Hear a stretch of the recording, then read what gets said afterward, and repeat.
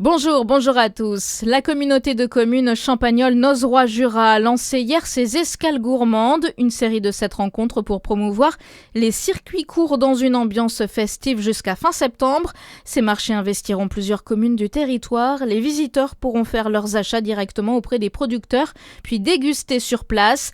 La collectivité veut ainsi faire de ces circuits courts un véritable levier de dynamisme local.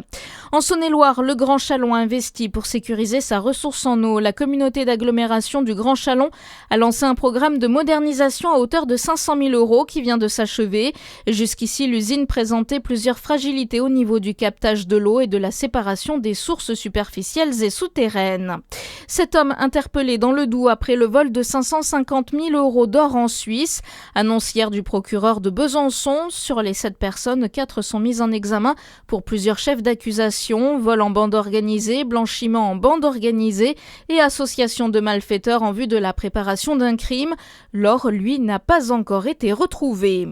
La mère de famille accusée d'avoir abandonné ses 2 enfants au Portugal a été présentée à un juge avec son compagnon.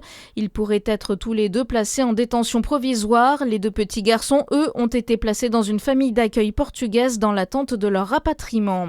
Le ministère des Armées célèbre les 400 ans de la marine à Dijon aujourd'hui, une journée jeunesse et territoire au large, organisée au jardin d'Arcy. Vous pourrez rencontrer des marins, découvrir les métiers de la marine et les liens souvent méconnus entre la Côte d'Or et la marine. Du foot et un départ pour le DFCO. Le latéral Ismaël Diallo rejoint un club de Ligue 1, Toulouse, 10e du championnat. Il a été l'un des grands artisans du titre dijonnais en national, avec 3 buts et 4 passes décisives en 24 matchs disputés.